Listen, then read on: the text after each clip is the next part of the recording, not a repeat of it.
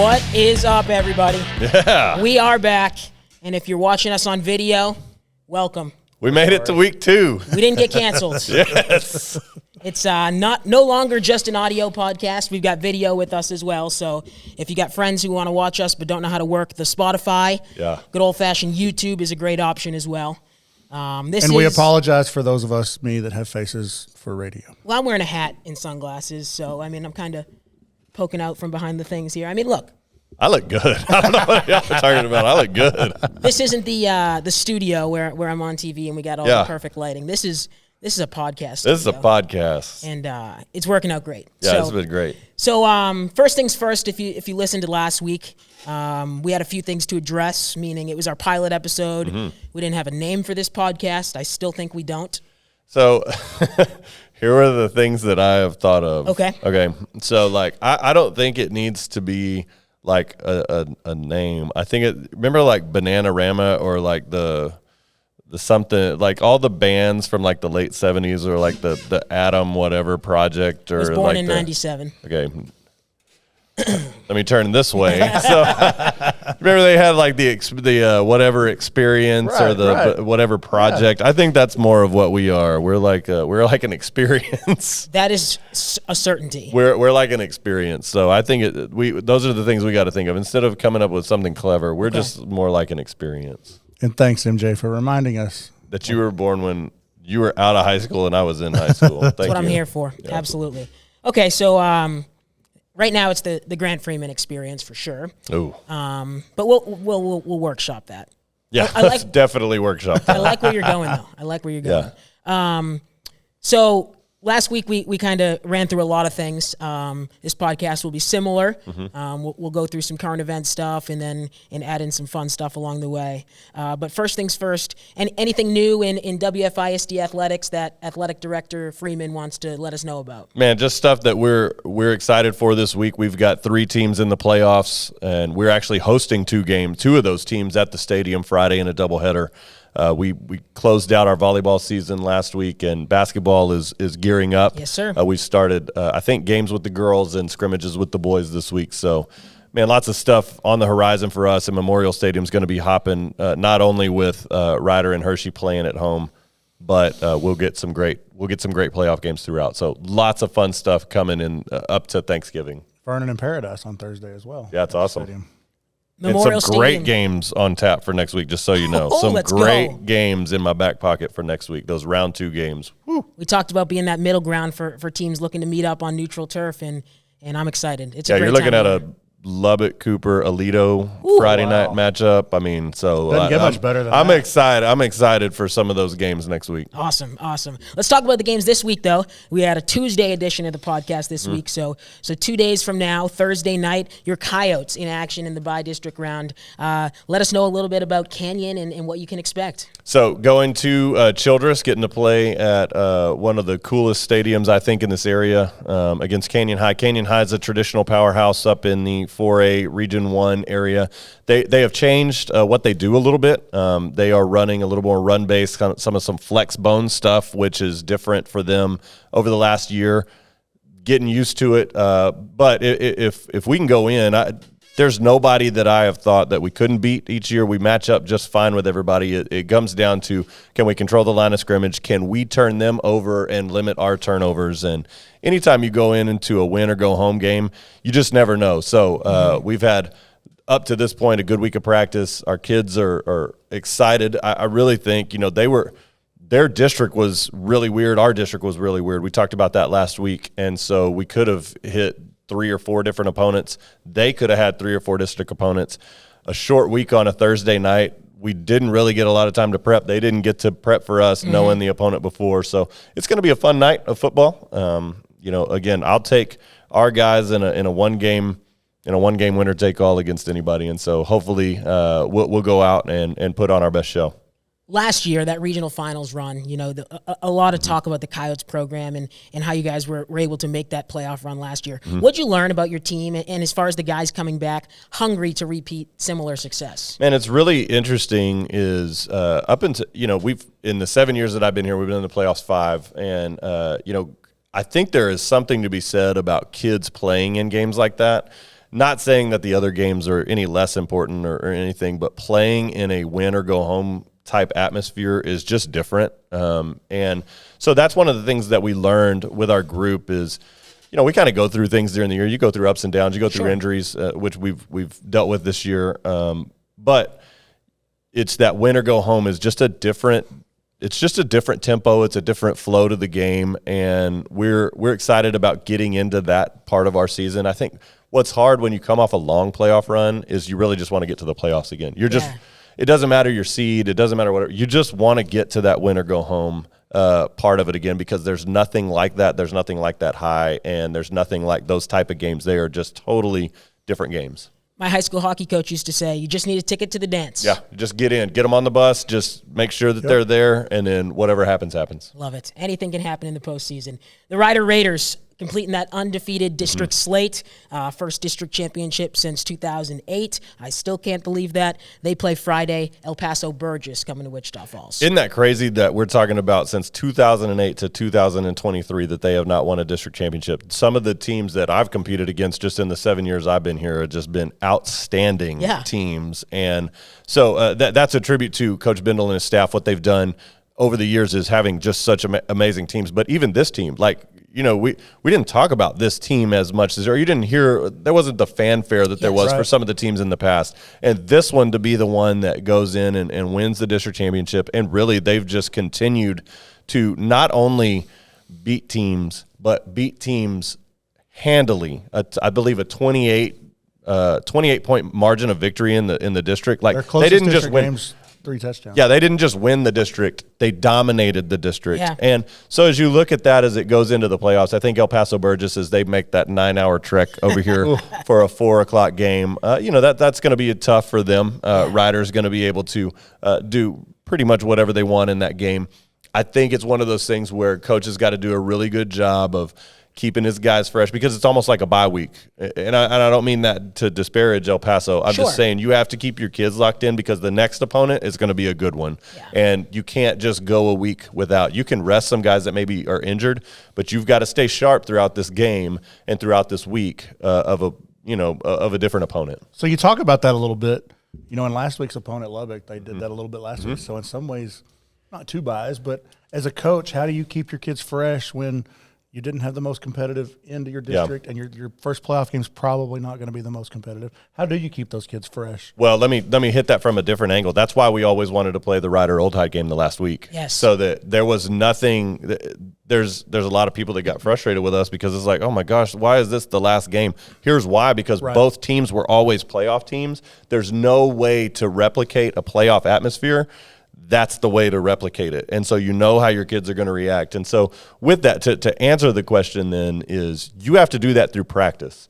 So what we always tried to hang our hat on, and what we do now, and I know Coach Bindle is the same way and Coach Johnson is the same way, is our practices are more competitive sometimes than our games. And that goes back and forth. But the intensity that you practice with, if you can, whether you play in that atmosphere or not, if you keep your practices intense, now it doesn't mean it has to be a 2-hour grueling slobber knocker, but if you can pick 5 to 10 minutes and be incredibly intense and incredibly competitive in practice, and then you go and then you readjust and do whatever, and then you come back and you're able to go 5 to 10 minutes of an incredibly intense practice, that's the way that you keep your team functioning. Is that good on good, or is that credit to a scout team, or what? We do good on good in those scenarios. Even if the offense and defense is different, we'll go good on good, maybe for 5 to 10 minutes, just for the speed of the game. Because your best scout look is never going to be at the speed of the game. And you're asking kids to do something outside of what they've been taught all year.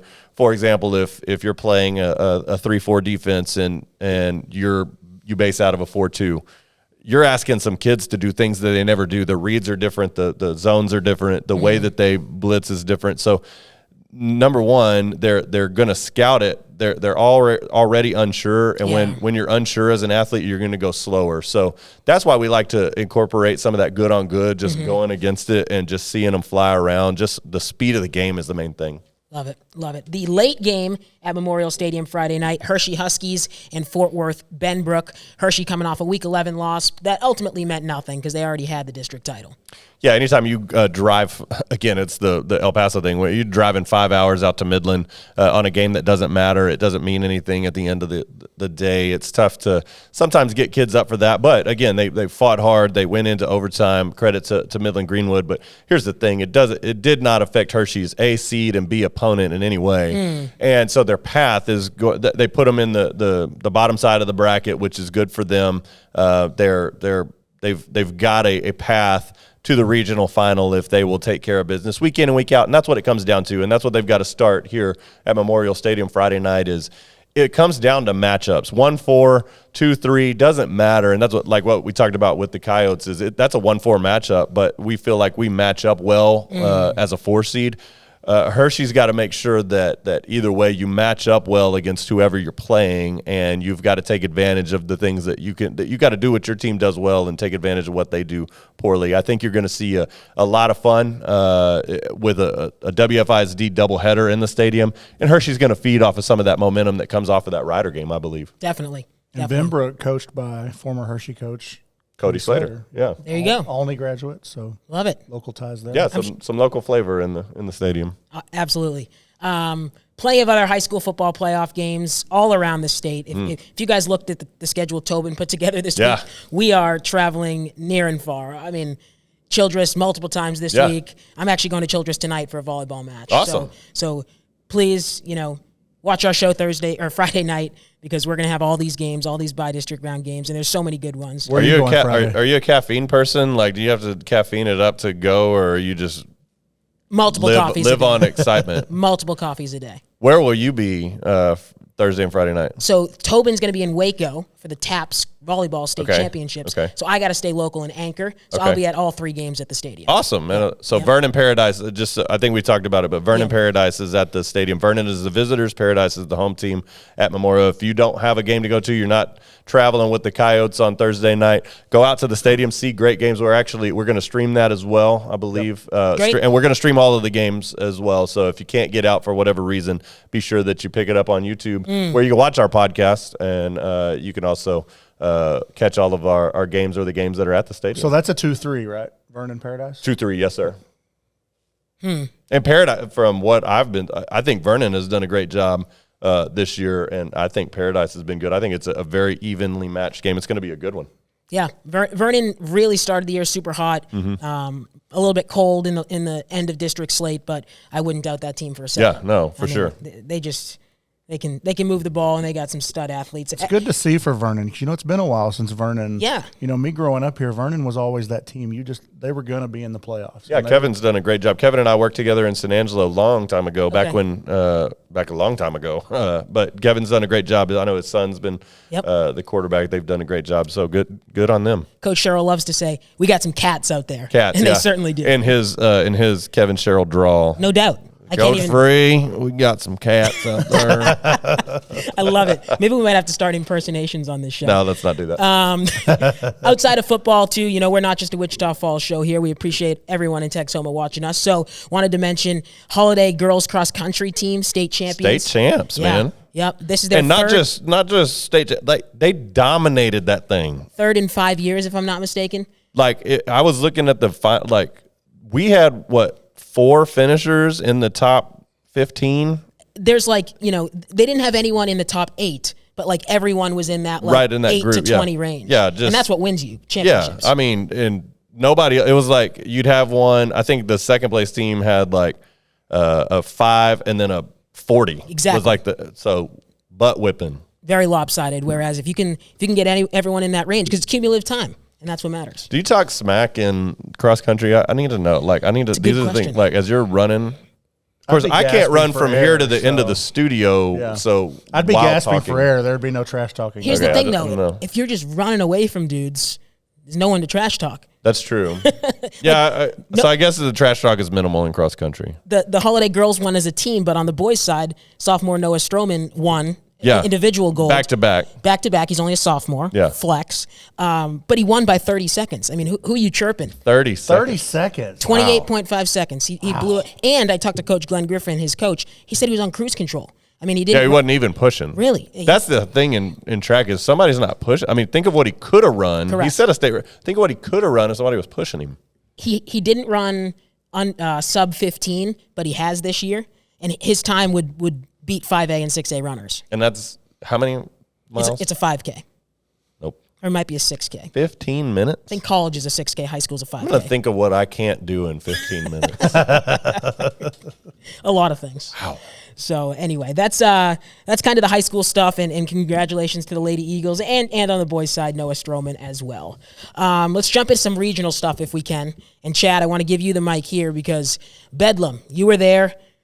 Oklahoma State, Oklahoma, in Stillwater. I have one question before you start talking. Did you rush the field, Chad Johnson? I didn't want to hurt myself. So that's a no. That's a no. I mean, you couldn't have hurdled that wall?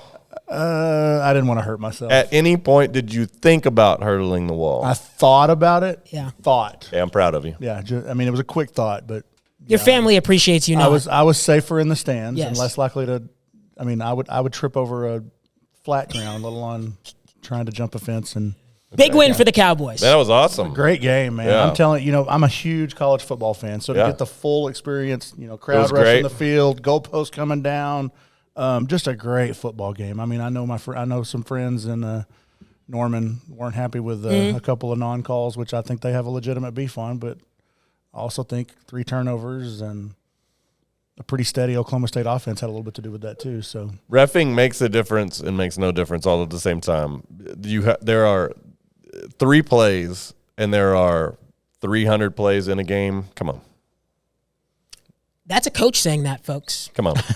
That's a coach saying that. But I thought it was a great game. I mean, all in all, back and forth, great game. Everything you could ask for in a college football game. I mean, Ollie Gordon, you actually kind of kept him in check a little bit. I mean, he had 33 carries, 137 yards, still 137 yards, but it took him 33 carries to get him. Bowman slugging around when he needed to, though. Yes. He did good. He's so hit and miss for me. The one thing about Bowman that, when you watch him, it can be a little frustrating, but you can also – he doesn't take chances. I guess it's good and bad. He's not a big risk taker. He's going to throw the ball away and live to fight another day. Sometimes you're like, it's easy in the stands, just like it's easy in the press box. Yeah.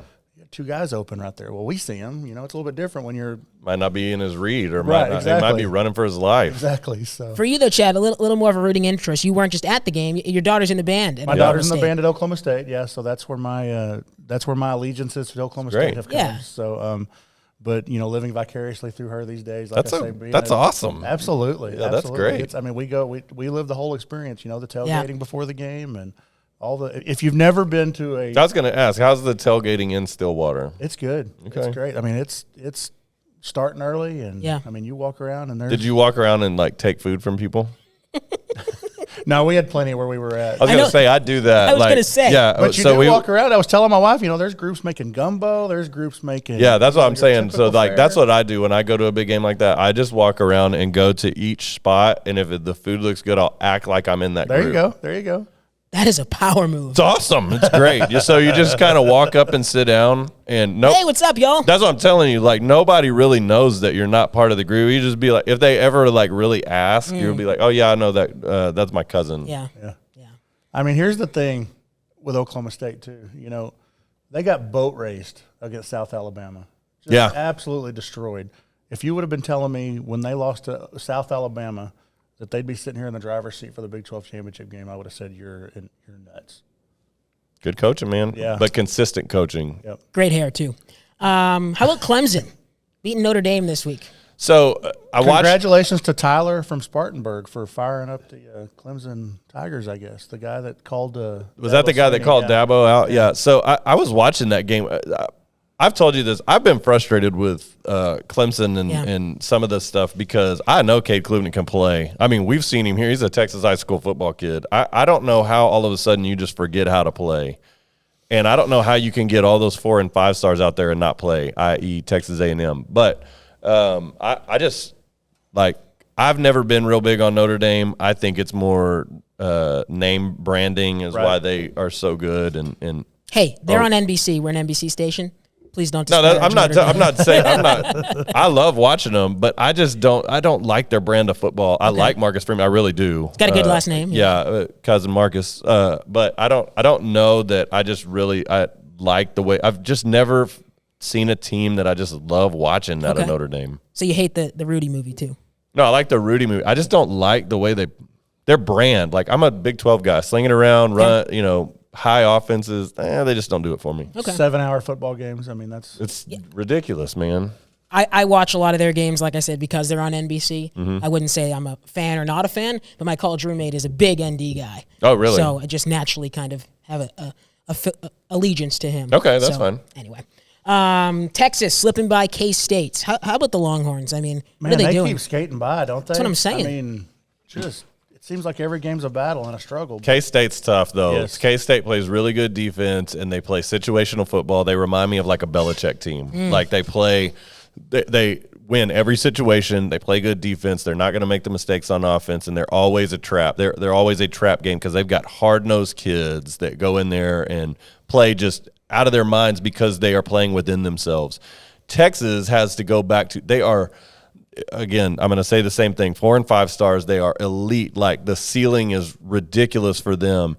But when you change quarterbacks or you have to change a system, Malik Murphy is not Quinn Ewers, and I'm not saying that as far as how good they are. They are two totally different quarterbacks. Sure. Right. And that affects play calling, or if it doesn't, you're calling plays that are tailored for Quinn Ewers that you're asking somebody else to execute that might not be their strength. It's going to take them a couple of weeks, and I think that's his second start. So by next week, you should probably start to see what they're going to be or what they're not going to be with Malik Murphy. Or if you're bringing Quinn back, that's the thing that you get into these parts of your seasons where you have injuries at key positions that are difference makers, and it takes 3 weeks to kind of figure somebody out that's in a key position. A running back, do they run between the tackles? Are they a bouncer? Like, things of that nature. But a quarterback, they're two totally different styles, and it takes you a little bit as a play caller and B, an offense to just kind of figure out what works with this person. How about K-State going for the touchdown, 4th down in overtime when they kind of had the momentum? I mean, good for them, I guess, if you get it, but – aggressive play calling. I'm a fan of aggressive stuff. I am too, but think about this. Like you just said it, they have the momentum. Well, who's to say they would have the momentum? Like, use the momentum when you have it to go for the touchdown. Yeah. Because who's to say if you don't go for it and you're going to keep the momentum on the next series. And they had missed a field goal in regulation, I believe, in the fourth quarter. I think anytime you got momentum, use it at the time that you have it because it flip-flops so fast. This upcoming week 11 of the college football slate, couple of big games. First off, game day in Athens, Georgia hosting Ole Miss. Yeah, I'm an Ole Miss, so one of my former quarterbacks and one of my really close friends coach at Ole Miss, John David Baker's the co-offensive coordinator, and Sterling Gilbert, who I grew up with. Both of those guys are there at Ole Miss, so I'm on the lane train, man. Let's go Ole Miss. Go Rebels, okay. And Georgia hasn't really been tested yet this year, so. If it was in the Grove, I'd feel 100% different than I do about this one in Athens. Okay. But, I think they're going to give them a good game because they can run the ball. And if you're just coming in there slinging the ball around, Georgia's athletes are going to get to you. They can run the ball, keep it close, hopefully maybe a field goal at the end. Not sure if Michigan knows Penn State's signs, but they're playing in Pennsylvania. And Penn State, to me, is always we see them always pop up. In the James Franklin era, we see them flash and they get into the top 10 and then they fade. And so I'm not big on the Penn State. I think that Michigan's too talented, whether they know your signs or not. Michigan, this is their first ranked opponent. Is it really? Yeah, they have. I mean, they've played a pretty soft schedule up to this point. And it's not. This is the other thing I don't understand about Penn State. Like, your thing is the whiteout game at night. This game's at 11 a.m. If your thing is going to be the whiteout game at night, you play this game at night. Yeah. This is your biggest game at Corvallis. Is it Corvallis? It's not Corvallis. It's wherever Happy Valley. That's the name of it, but that's not the town. It's something weird. No, it's like college. It's like State College. That's what it is. State College. Yeah, State College. Anyways, that's your deal. Like, whiteout. Like, you do that for big opponents. Who bigger than the number 2 team in Michigan is going to come? Who picks that, though? Don't the networks pick the game time? I think that was when the Big Ten went to Fox and they have their big noon deal. Yes. It kind of screwed them up. I would be throwing a fit because that's your home field advantage. Yeah. If I was James Franklin, I'd throw a fit. I don't think it's going to matter, but Yeah, I mean, I think the network probably controls that, unfortunately. millions of dollars that go in there. Oh, yeah, billions with a B. Utah, Washington is another battle of ranked opponents. What do we think of Washington? Like a low-key fifth in the nation? I think they're really good. I've watched them twice this year, and I normally don't watch Pac-12 games, and I think they are really, really good. I think Penix Jr. is the real deal. The receivers that he's got out there slinging it around to are really good. I think they've got two of the top 5 receivers in this next class that are out there, and he can deal it, man. I have not seen a lefty throw with that velocity. I've never seen a lefty throw with that kind of velocity coming out of his hand. Grant never saw me back in my day. Nice. Oh, stop. Stop that. And then going back to the Longhorns, they got TCU, a little in-state battle. On paper, you'd think it'd be a boat race, but Texas is struggling so much. And I love the TCU guys, but yawn. Yeah. Okay, moving on. Any other college games you guys want to talk about? That's all I had on my list. Angelo State University, the Harvard on the Concho took down Midwestern. I'm going to plug that just so my neighbor comes and yells at me. What did you say? The Harvard? The Harvard on the Concho. Let me make sure I say that into the microphone. The Harvard on the Concho, Angelo State University. Let me look in the camera. The Harvard on the Concho, the Angelo State University. Elaborate. That's the best school in, the Concho River flows through San Angelo, Texas. That's a river. Yeah, we like to call it the Harvard on the Concho. Harvard's in Cambridge. I'm aware of that. Okay. They don't have a Concho River, though. No, they don't, but they do have the, Charles River. Charles River. Yeah, so we're the Harvard on the Concho, just, down a little bit south. Midwestern can't score points. That's their problem. Fact. So, anyway. They by the way, Mustangs play their season finale this weekend, 1 p.m. at Memorial Stadium. Yeah, so, again. Military Appreciation Day. 4 games at Memorial Stadium in 3 days. 72 hours? Yeah. Holy If cow. you like football and you really don't mind going out to Memorial Stadium, man, what a weekend for you. I haven't looked at the weather, but hopefully it's nice and you can spend your Thursday, Friday, Saturday in the stands at Joe Golding Field. Okay, national sports now. Dallas Cowboys playing the Eagles this week, and I'm not sure I would say it's a game they should have won, but in the final minute, they get down to the 6-yard line with a chance to put a go-ahead score up to win the game, and then I blink and they're at like the 30-yard line. Flags and sacks, and then at that point it's like you can't kick a field goal because you're down 5. Yeah, again, the just utter disregard for game management drives me crazy. Like, again, we have to, at the high school level, like your job as the head coach is to be a game manager, to understand game situations. Now, I do understand that Mike is now calling plays. Okay, granted. But that is also on the quarterback as well. Here's what everybody misses about that whole little series. He called a quarterback draw with 20 seconds left on the play that ended up in the false start. That because it played out a little bit. No timeouts. No timeouts. 20 seconds. Quarterback draw from the 6. I mean, again, if that doesn't get in, you might get one more play or have to spike it. Yeah. Because of the setup of getting everybody lined up, getting people off the pile. There was a lot of different things with the line and him stepping out and Schoonmaker or whatever his name is at the line. Again, I just don't understand the utter disregard for situations that we practice in high school football. What do we do? We don't take a delay here. We'd rather, we don't false start. The play calls are, we don't have any timeouts. We're in the middle of the field. It's got to be all throws. It throws to the outside or you throw it over the top high into the back of the end zone where only your guy can catch it. Where we have to spike the ball, I just don't understand. It blows my mind that year in and year out, McCarthy wasn't calling plays before this year, and we were still having those game management, time management problems. And again, I say that as a fan, but I also say that as a coach. That is your job. That is your job as the head coach. And if you're bad at it, you got to have a guy up in the booth doing it.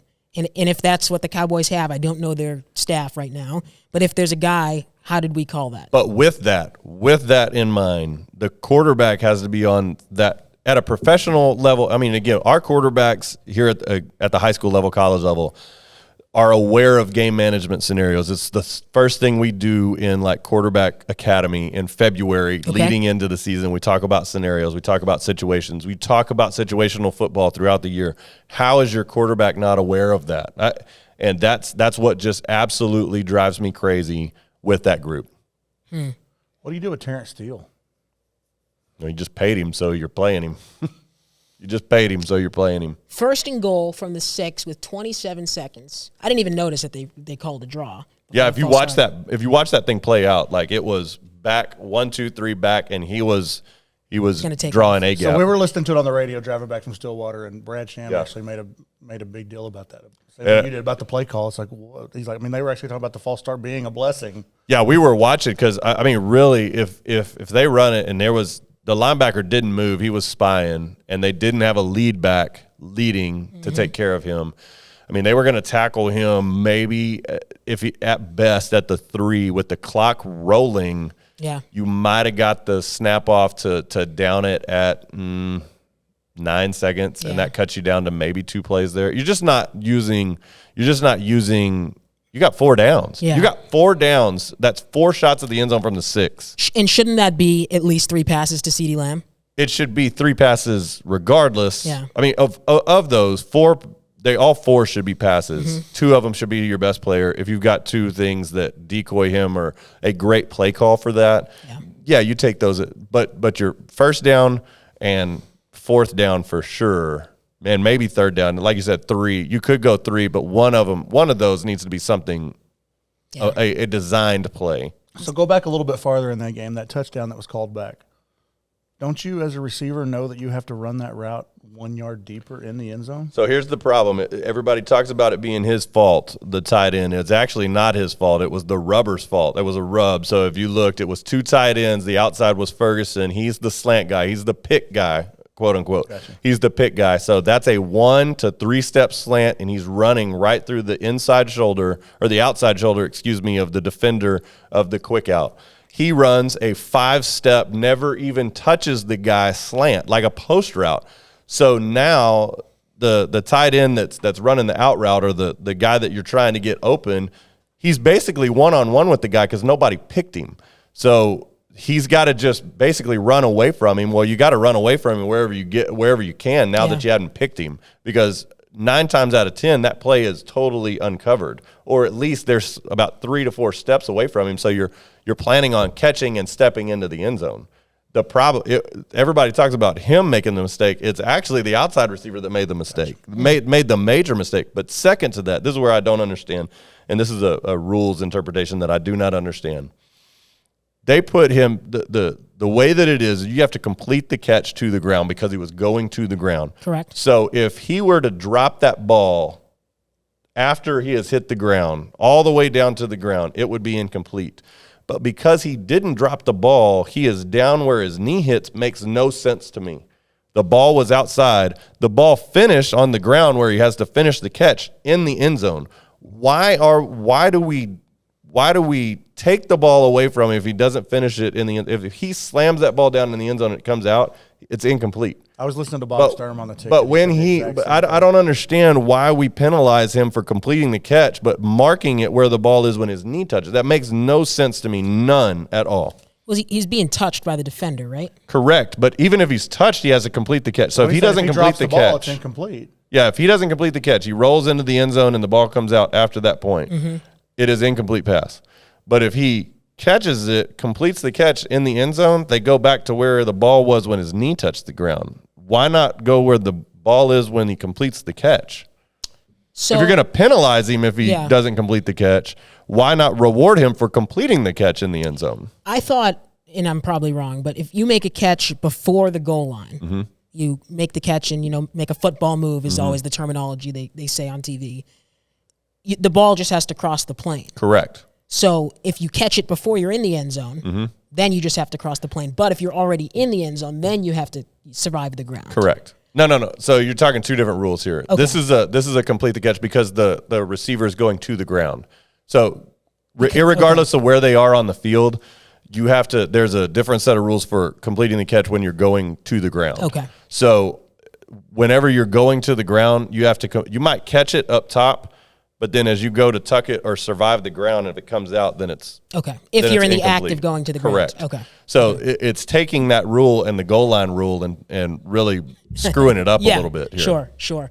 Disadvantaging the offensive player. Which Yes. never happens. We always advantage offense. Sure. Wow. Cowboys fall to 5-3. Philly, best record in the NFL. So you can't be mad losing to 7-1 now 8-1. But anyway, good chance to make up ground in the division, and they lost it a little bit. They do have the Eagles at home later in the year. I want to say it's like Week 14 Sunday Night Football. Yep. So that'll be a huge game as well in December. From football to baseball, a week ago yesterday. What happened last week? A week ago. Yeah, tomorrow. We can go tomorrow. We're recording on Tuesday. It was on Yes, Wednesday. that's right. So it was last Wednesday.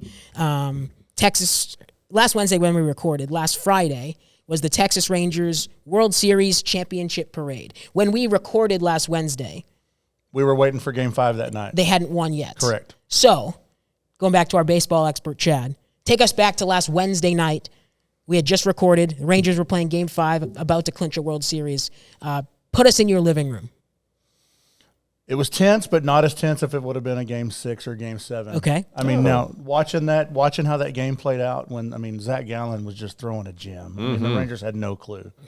but then we talked about it last week. Nate Eovaldi. He would give up a hit, give up a walk. He had traffic all night long. But man, when he'd get traffic, Bears his down. ability to change Shut it gears. down. Yes, Yeah. his ability to change gears when he at the biggest moments and make pitches when he needs to make pitches were just incredible. But that's mental. That's something that you can't coach. No. That's not coachable. That's intestinal fortitude. Yes. Yeah, intangibles. You just for have sure. it or you don't. And like I say, take nothing away from Gallen. And what did it take to kind of bust the floodgates? A Corey Seager little cue shot off the end of his bat to third base where nobody Through was the at, shift, yeah. And then the next thing you know, they've got to run on Changes the the board. mindset. Right. So we advanced that from Wednesday to Friday, the championship parade in Arlington. I was lucky enough to be able to go down there with Tobin and Ben Coker and cover it from a media perspective and certainly have some gripes about the parade. No. Didn't think it was well executed. Okay. Whether that's on the Rangers or the city of Arlington, I don't know. But put that aside for a second. 500,000 fans Yeah, it's in the awesome. entertainment district. It was awesome. Well, this was their first one. Correct. Just FYI. So you kind of learn from here. Well, that's where I was going. Troubleshoot it. Being a Boston sports fan. They'll do better next year. Okay, calling his shot, love it. There's been multiple parades in the city of Boston. Of course, they have the iconic duck boats and things like that. So I get that they're more seasoned in it. But here's the thing. I thought, that, first of all, they were going around in basically the bed of a pickup truck because Toyota was the sponsor. And I get that. You got to get that in there. I get it. But they didn't seem to have enough, and I'm going to call them floats. They didn't seem to have enough trucks. Like, basically, the people early in the parade would go around their route, and then the truck would come back in, and a new player or team member would come. So they were using the same trucks? I didn't see them physically switch because they were out behind the stadium. Okay. But I am very confident in saying they were using the same trucks over and over again. That's bad planning. Yeah, that's not good. And it took too long. First of all, it was supposed to start at, 1:15 or 2 o'clock, whatever it was? 12:15. 12:15. It was after 1 o'clock when it started. Correct. So I heard there was an issue with television, Bally Sports. Maybe that Shock. delayed it a little bit. But you got to start on time, especially when people have been there since 7 a.m. Mm-hmm. Okay. However, the actual celebrations, players, just pure joy on their faces, capturing those moments on video was so much fun. And congratulations to the Rangers, and more importantly, Chad Johnson. Yeah, good. Congratulations, Chad Johnson. Thank you. Love it. Excited It was a for lot you. of fun. I tell you, my wife was recording me when the last out was made. We were able to, I texted my daughter, said, hey, do you want to FaceTime the ninth inning? She's like, well, I don't want to jinx it. We're not superstitious, but we are a little stitious. So, but great moment all around. And you mentioned the parade. How about the rally? The mic drop, the Corey Seager mic drop. Calling out the What a Astros, baby. Yeah, I like Corey Seager more and more by the day. Yeah. Pay him all of the money. You brought up a good point, Chad. I think we were texting about this. Is his contract all of a sudden a steal? Yeah. You think about, they paid, 2 off seasons ago, they paid grand total contracts. They threw out $500 million for him and Marcus Semien. The MVP finalists came out yesterday. Yeah. And Semien and Seager are 2 of the top 3 MVP finalists. With an Ohtani that rumors are out there wants to be a Ranger next year. Chris Young had a vision. That's the thing that's great about all of it is, had a vision and didn't think it would be a 2-year vision. Normally it's like 3 years, but whenever you have a vision and it comes to fruition.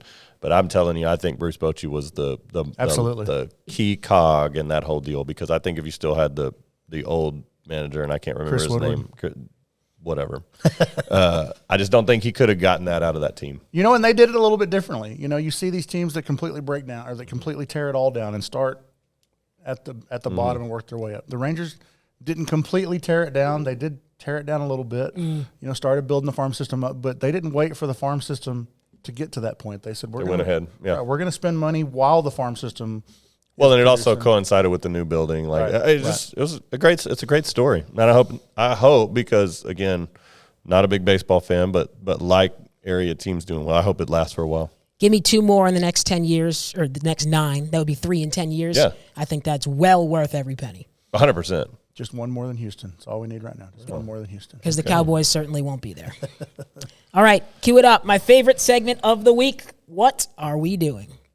What are we doing? What are we doing? What are we doing? What are we doing?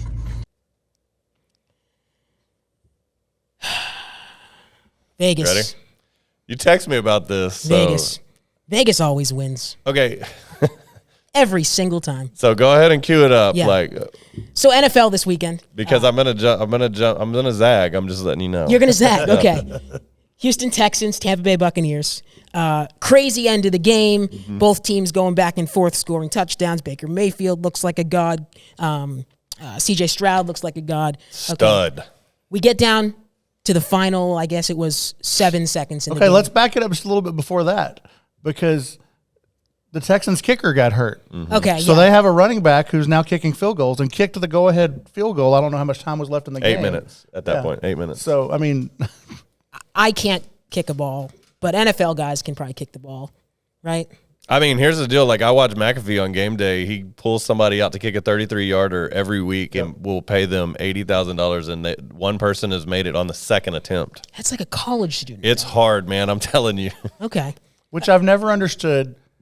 In the NFL, you've got a punter and a kicker. Most of those guys in college What are the punter probably doing? did Yeah. both. Yeah, I agree. I mean, in high school, I do agree they with probably that. did both. I do How agree can your with that. punter not kick a ball through the uprights or vice versa? But continue on to your setup. anyway, because, sorry. yeah. Maybe the whole punter, where are you, should be the what are we doing. Yeah. But it's not, because as we come down to the final 7 seconds, Houston scores, goes up by 2. Okay. Okay? There's like 6 or 7 seconds left in the game. What do you do after a touchdown? You score an extra point, or you try a 2-point conversion. Okay. And when you don't have a kicker, I guess it makes sense not to try an extra point because, you know. He already kicked a field goal, though. Yeah, okay, fair, but whatever. I get that. Going out for 2-point, I understand it. You can make it a 4-point game just in case something crazy were to happen. Not to mention, the spread is 2.5 in Vegas. So if you get this extra point or this 2-point conversion, you cover. The Texans go out there on a 2-point conversion and take a knee. Okay. Take a knee. Okay, With time still on the clock. 7 seconds. Take a knee. Okay. So now they're up 2. All they have to do is kick it off, and, you know, Tampa basically doesn't really have any shot. I forget the result of the game. I'm talking about the result in Vegas. Okay, yeah, I get your. So I'm gonna throw my coach hat on here. Okay, here's why you labeled everything for the Texans there. You kick the extra point, go up 3, go for 2, go up 4. Yeah. Here's the problem. Here's what you're not thinking of. Okay. Okay. Educate me, It's please. an untimed down. Yep. What happens if that kick is blocked and returned, or you throw a pick, or you're fumbled? What does the other team get? They go down the other way for 2. And that does what to that game? Ties it up. Ties the game. Now, I thought in the NFL it was dead. Nope. Is it not? I didn't 2 think points. I didn't think you could return A scoring play is 2 points are available each time for either team. I didn't think in the NFL you could. I thought the NFL Correct. was dead immediately. Nope. So, again, the problem is, here's the coaching side of it. At worst, you always have to think worst case scenario. Okay. Worst case scenario is I am on an untimed down with time still on the clock. I could potentially lose this. I could go to a tie on an untimed down and have to kick off to them where they could win the game. You don't want to do that. You don't want to allow them a tie on an untimed down. 1, because you already don't have a kicker, so your mechanics are already jacked up. Yes, right. 2, a pass, a fumble, anything crazy can happen in that scenario where you've all of a sudden gone from a win, a 90% chance to win, to a tie that can go into overtime or still losing in regulation. So you play the odds. May the odds ever be in your favor. If that's genius coaching, fine. That's fine. Look at it from the public perspective with money on these NFL 100%. games. I'm fine with not rolling the kicker out there because, like you said, everything's jacked up when someone's hurt. You get out there with the 2-point even if they try the 2 and don't get it and they don't cover the spread that way, that's less of like a big deal. But think about it this way too. D'Amico Ryans, Yeah. Texans coach, offense or defensive coach? I don't know. Defensive. Okay. Was a DC by trade for the 49ers. So where are they going to – defensive coaches are traditionally less aggressive, more conservative, points matter to them. Offensive coaches will come out and sling it because they think they got to play for everything. Yeah. So again, while I understand, you're not sitting there in the headsets as D'Amico Ryan's going, man, if we kick this, do we cover? No, or of we course don't? not. You're trying to win a game Yes. because, again, one, they're in playoff contention. Yep. Two, it's your first year as a head coach, so you're only playing – like it's his first time to manage a game, so you're trying to do everything right, and I guarantee you got somebody in your ear. And three, who cares about the people who are betting on that game? It's the Texans. Why are you putting money on the Texans or the Bucks? Very fair point. You have a problem. Very fair point. Problem. Vegas. Hey, here's a fix Texans is question. This isn't your what are you thinking, but What are you doing? Did Lovie Smith do them a favor last year, winning that last game and losing the first overall pick to get them C.J. Stroud instead? And I know we're still very early in their careers. Well, no, because they made a trade. They traded in and got 2 in the top 4. Again, the problem is more what were the Carolina Panthers thinking? Picking a guy that can't see over this table, as opposed. I'm not saying I'm not downing you, but I'm just saying like Bryce Young sound effect, great. Not as the first overall pick when C.J. Stroud's sitting there. I don't Hindsight's understand 20/20, that. I guess. Why can we not get that figured out? Why can we not figure out drafting quarterbacks? I have a theory. Here's the thing. Okay, that's what they've been talking about. Like on Bill Simmons was talking about it this week. Like everybody, that's been the podcast or the talk show. It thing. seems to me, and this is just purely as a fan, the college football game. Well, I guess the NFL game's evolving a little bit more into how college is now. But for so long, what you were asking a college quarterback to do is not what you're asking an NFL quarterback to do. Maybe. Yeah, I mean, look, I look at it from the Patriots' perspective with the debacle that's going on right now. I'm like deathly afraid for them to waste a first rounder on another quarterback. Well, but again, first round, that Mac Jones pick was what, 15, 14, 15? Yeah, no, sure. Yeah, I mean, he was like the third or fourth 17. quarterback at that point. Yeah, but still. 17, yeah. 17, I mean, third or fourth quarterback at that time. I mean, you're picking from the best of the rest at that point. But again, I think a lot of it goes into like people look at they look at arm strength and can he make all these throws and can he do this? And nobody talks about or there is less emphasis on who is that dadgum play caller? What system are they in? Is a coach evaluating this or is just a talent scout looking at how fast, how far, how fast he runs, can throw the ball? Because again, like a quarterback has to be talented, yes, but in order to be successful, they have to be able to operate in the system that they are. And it does not work if you've got a Peyton Manning we talked about this last week.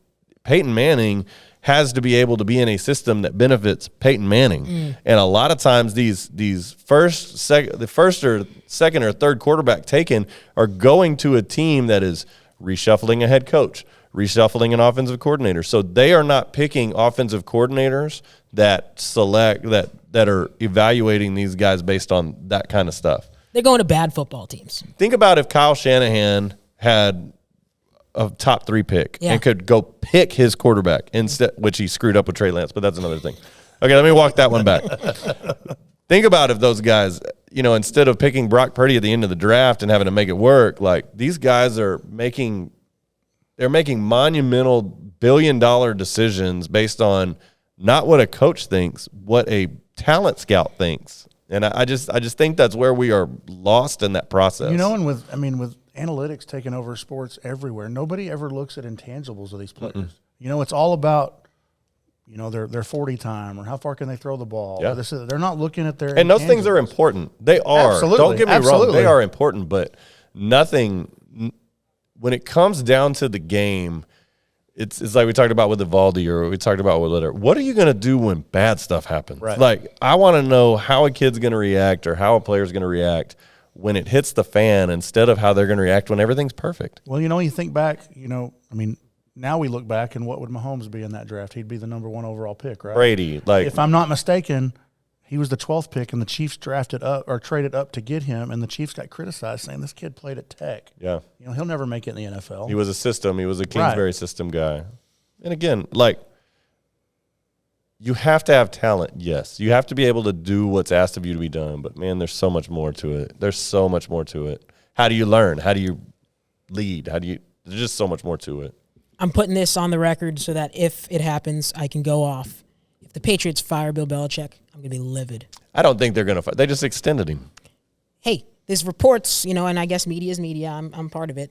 But reports, if the Pats, fall to 2-10, watch out. Hey, let me ask you, Patriots fan. Yeah. If Robert Kraft goes to Belichick and says, we're going to let you, for everything you've done for this franchise, we're ready to move on. We're going to let you step out gracefully. I think that's the only way that happens. We don't have to fire you. Do you think Belichick takes him up on it, or do you think he says, fire me? That's a good question. Because I could see Belichick being the guy saying, no, fire me. He could do that. I hope he wouldn't, but he could do that. I think that's the only way that this happens. I think that there's too much respect between the two, and they have. I mean, they've both made each other lots of money. Yes. Here's where I think you could be right, or maybe not. It depends on what he does. He is a coach in this scenario, but I think both of his kids work for. I mean, he's going to try to protect them in any way possible. And his son's his defensive play caller, isn't he? Yeah, I don't know his exact title, but Steve. Yes. Well, he never titles anybody That's at a good DC. point. So, Yeah. But I think he's going to try to protect them. But again, I just don't. I think they are not to that point yet. They're getting to that point, but one of the things I do think needs to happen is the Bill Belichick GM role needs to come away. It needs to go away. Horrible drafts. If you look at how he's assembled a team, even the last Brady year, it is. I mean, wouldn't win in the SEC. I think I heard a stat that was since 2018, they have not signed a first, second, or third round pick to a second contract. That's. I mean, even what are we doing? Even the free agents that they're signing are just ridiculous. Like, that makes no sense. No good. Okay, Coach, put on your coaching hat and teach me here. I've heard this term mostly, I guess, in high school football. Okay. But, I don't take our audience for granted, and I don't think everyone necessarily is a football guru inside and out, and I certainly am not. The term scatback. Okay. We think running back. We think halfback, fullback. Scatback was a new one. What is it? So really that goes to what your actual first back is. Most people back in the day used to have a bigger back, a Derrick Henry, Zeke Elliott, a thicker back to run between the tackles, and then a change of pace, somebody who Zeke and Pollard were a great example. Somebody who can get out, kind of out in the flats, can run routes, can bust some outside stuff.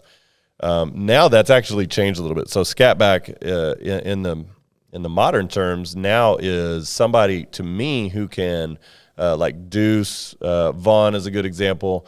Turpin is a good example in the Cowboys. I think Tyreek Hill is an example of that. Some of those guys who can, one, take the ball out of the backfield and run like your jet sweep stuff as they're coming across in motion because they are so fast, and so they can manipulate that, but also go down the field, get into the slot, catch the ball, do some things down the field. I think it's more of a Swiss Army knife back is really what the game has evolved to.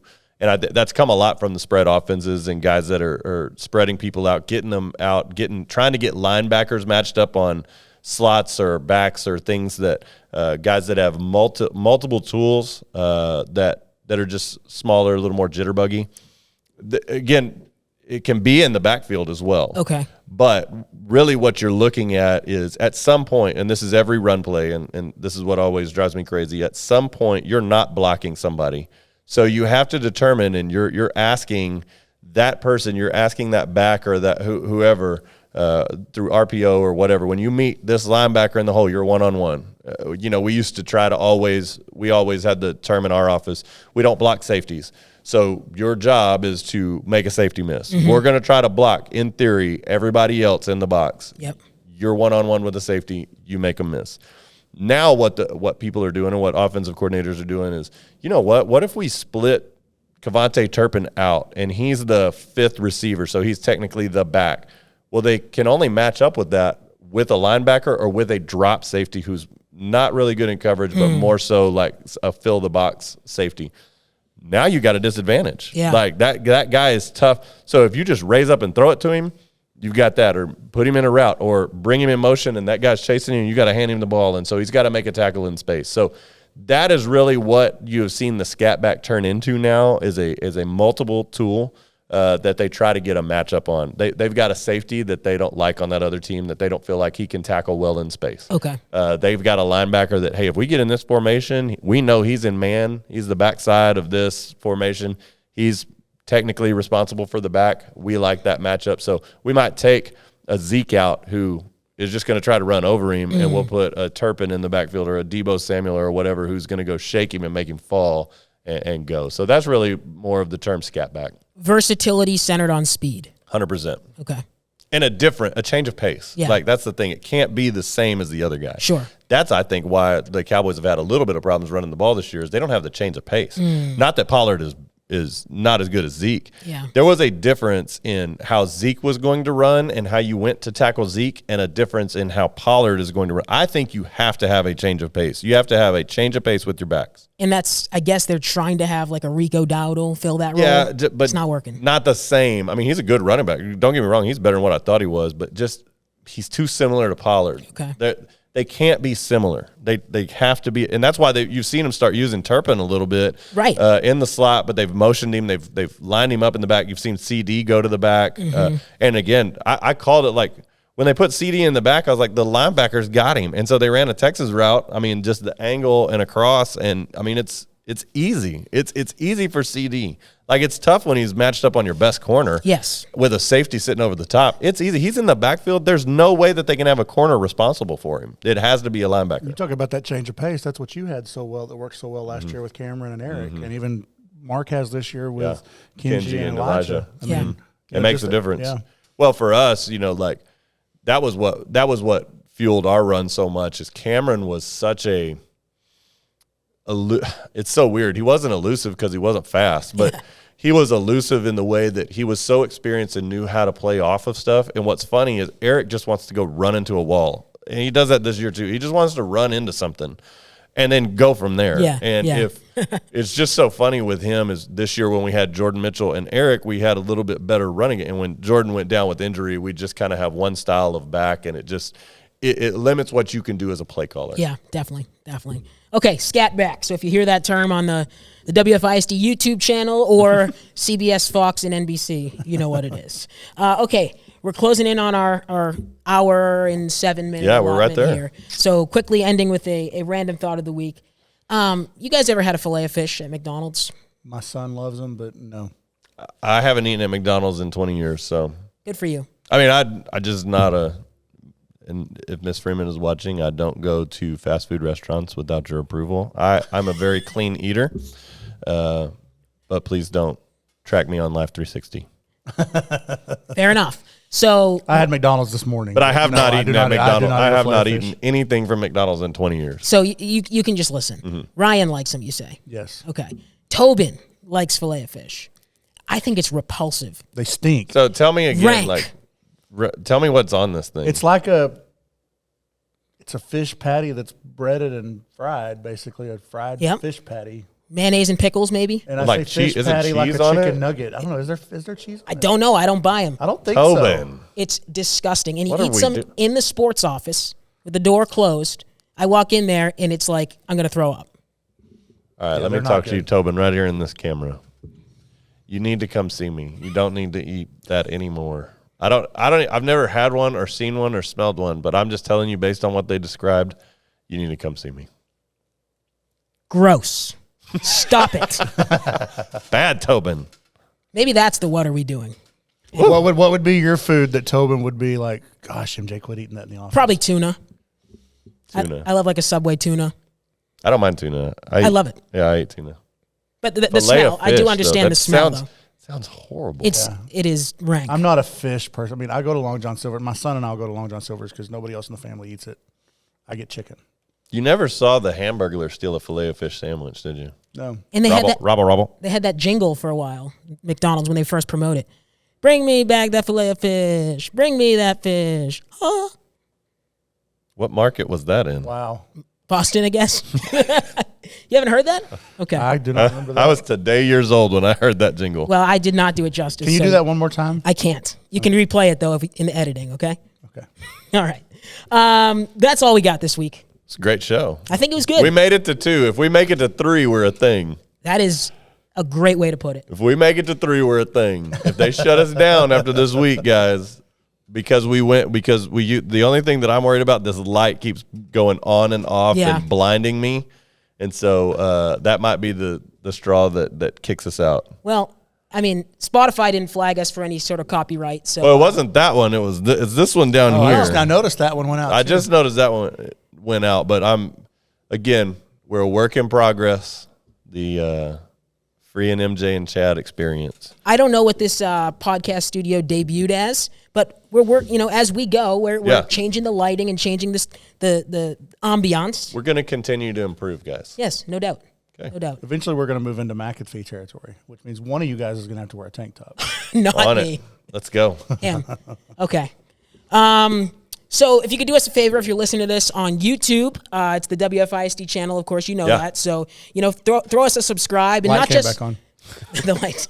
Not just for this podcast either, but that's, as you were saying, Coach, you can watch all of the WFISD games. And that's your one-spot shop. Perfect. So throw us a subscribe. You'll get notified when all the videos come out on the WFISD YouTube channel. If you're on Spotify or any other listening platform, we'll take a like, we'll take a comment, a review, all of the above. Tell your friends. Listen to our podcast, listen to the WFISD content because, like you said, we're trying to build this thing. Yeah, I went back in and looked at the views on last week. I mean, we were up there. Let's go. I think it was over 1,000 views on the deal. So all 1,000 of you that looked at it and then went on with your day, I appreciate it. Yeah, listen, if you only catch 5 minutes, that's fine. It depends on what 5 it is. Hopefully the part about filet Tobin, fish. be sure you watch the 5 minutes about filet of fish. All right, Chad, cue up the music. Thanks to bensound.com Sound Bible for some of our sound effects and music in today's podcast. Thanks so much for listening. We'll see you next week here from the Sanctuary.